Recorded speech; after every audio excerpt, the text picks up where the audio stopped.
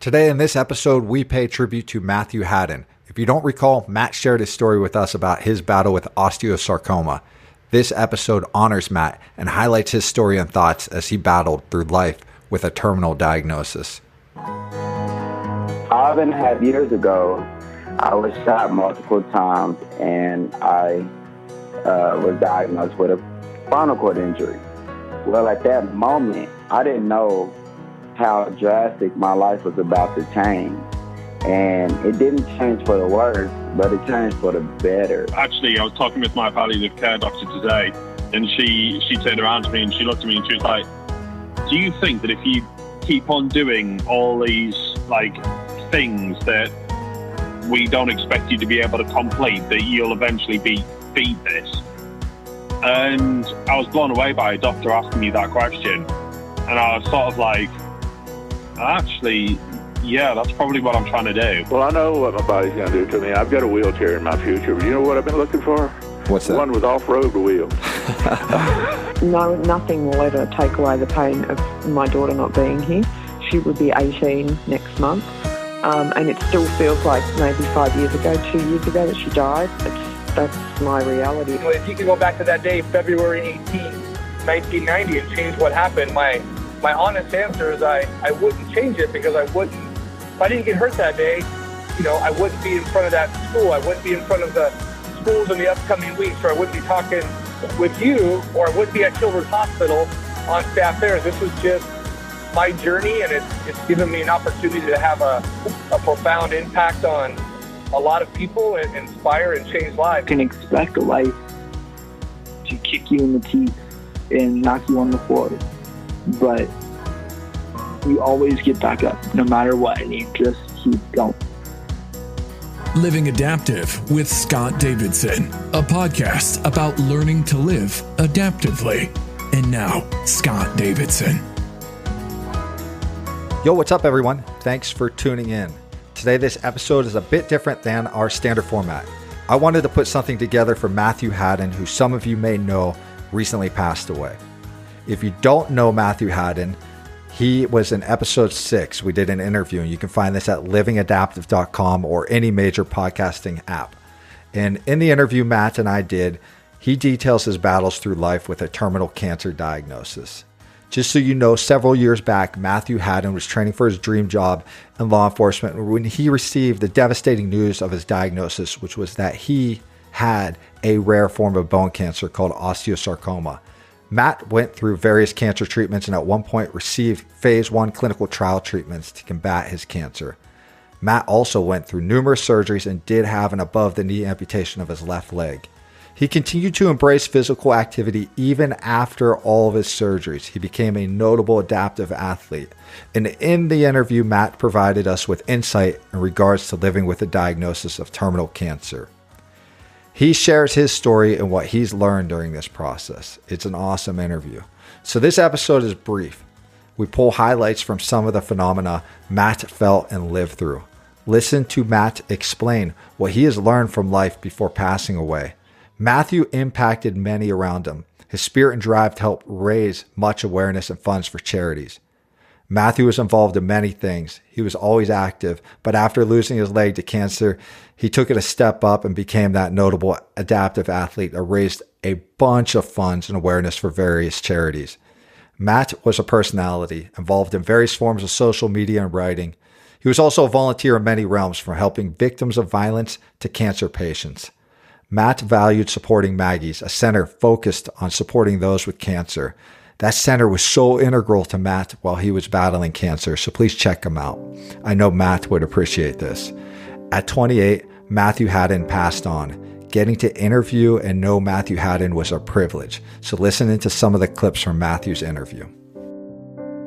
I got diagnosed with osteosarcoma, which is a primary bone cancer, in February 2015.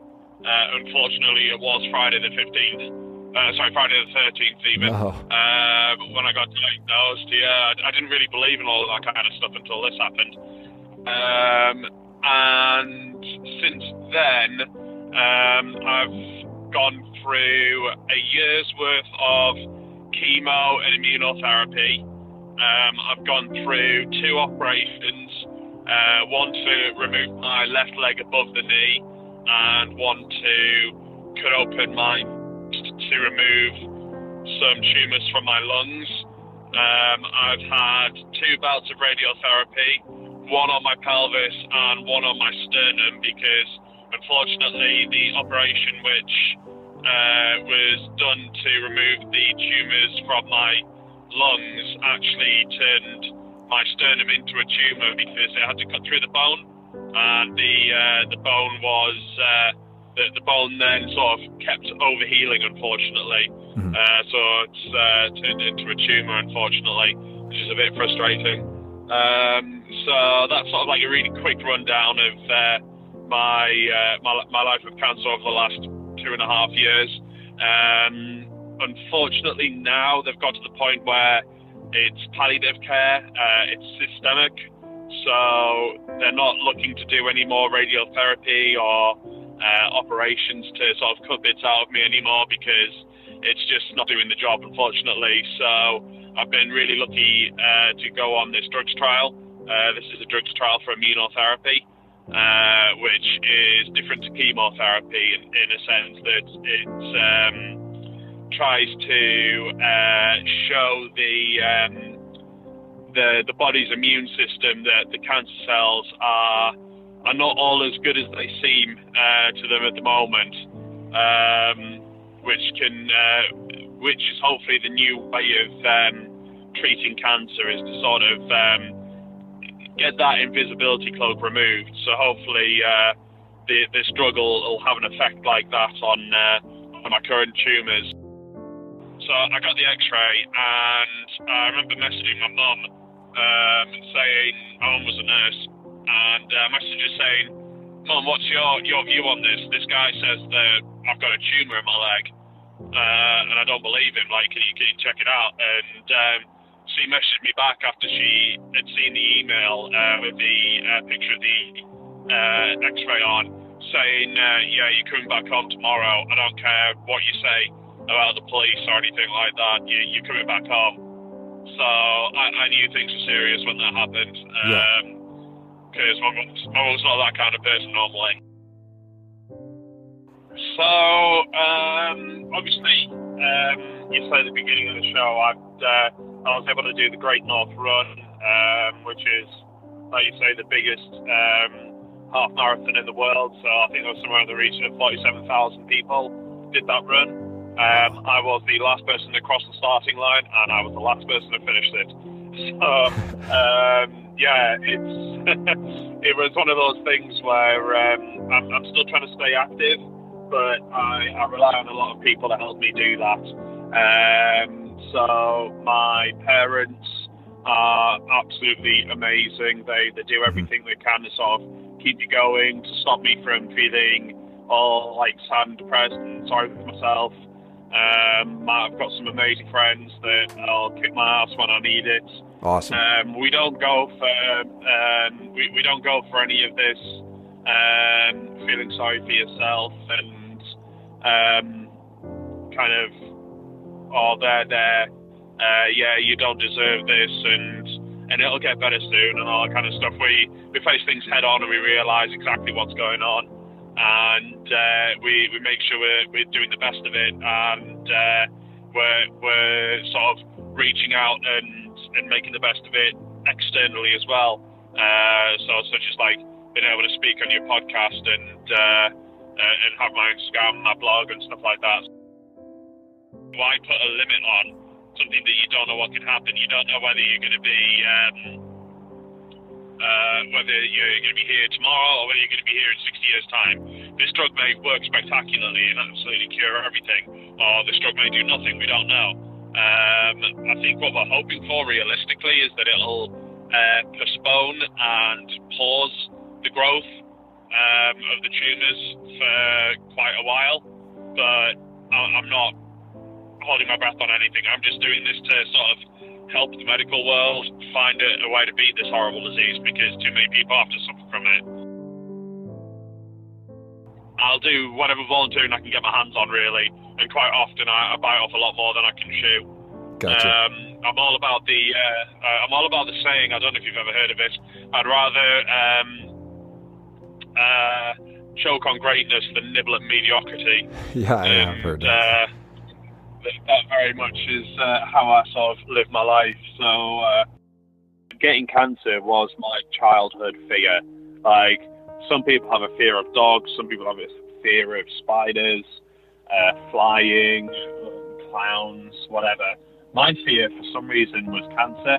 I didn't know it was cancer when I was a kid. I knew it was coughing up this blood and coughing up this disgusting stuff that would like make me struggle to breathe. And I used to get nightmares about it. And when I got diagnosed and I got told that the secondaries were lung cancer, I absolutely lost it. I was terrified at that point. Not afraid to sort of admit that. But I've sort of moved on from that now because I've had to deal with it, and it changes things when you've had to deal with your personal greatest fear in life. It changes you. It doesn't make you a warrior. It doesn't make you invincible, but it means that you can sort of move on. And I don't know. I don't want to say it makes you a better person in any way. If anything, it probably dulls everything. So I don't get quite as excited anymore about anything. But at the same time, I don't get quite as afraid of anything. Actually, I was talking with my palliative care doctor today, and she turned around to me and she looked at me and she was like, do you think that if you keep on doing all these like things that we don't expect you to be able to complete, that you'll eventually beat this? And I was blown away by a doctor asking me that question. And I was sort of like, actually, yeah, that's probably what I'm trying to do. That's awesome. And she was like, good response. Okay. She was just like, okay. And I was like, what do you mean, okay? I was expecting some, you've got to give me something now. You can't ask me a question as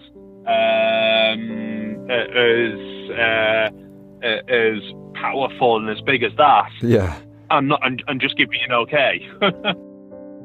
Maggie's is an amazing charity. They have like this building that's built on the grounds of the hospital I go to, and no matter like what, like, I've had obviously some of the worst words people can ever said to you, and I've gone straight to that place afterwards, and they've always managed to make me see the positive side of things. Yeah, so it's an amazing charity. They sort of offer help on finance, help on the psychological side of things, a place to just sort of escape from the hospital for a few hours. It's absolutely amazing. What like, out of curiosity, can you give us like an idea of what they say to you after you hear like something crazy, something that really tears you down at first or something? Everything from, well, are you breathing now? Wow. And I'll be like, yep. And they'll be like, well, it's a start. And then you think, actually, yeah, it is a start. What am I going to do for the rest of the day?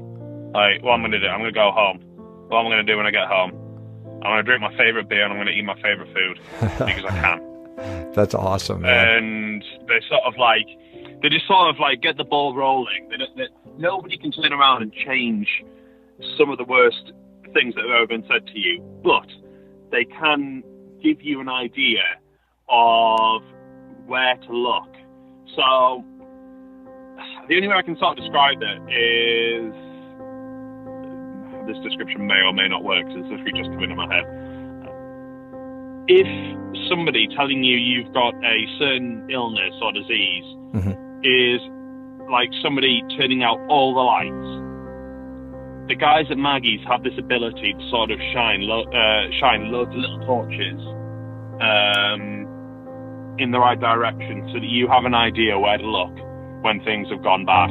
Yeah. Does that make sense? Yeah, it does make sense. And it seems like one of the techniques is keeping you present to realize that right now is what matters and not yesterday or tomorrow. Yeah. It's pretty rad. Yeah, it's pretty awesome. Yeah. So, they used to tell me that I was quantum leaping when I used to think about scans and stuff. So they would say I was quantum leaping when I was stressing out about scans because the results were miles away and anything could happen. So I was leaping forward too far and I had to come back to the now. It's made me realise, I think if I had to boil it down to one sentence, and this is not to take away from how big the question is, because I'll carry on, but if I had to boil it down to one sentence, it would be to know your worth and know that the most valuable form of currency out there is time, not money, in my opinion. That's awesome. So know your worth, and then know that time is worth more, or know how much your time is worth to you,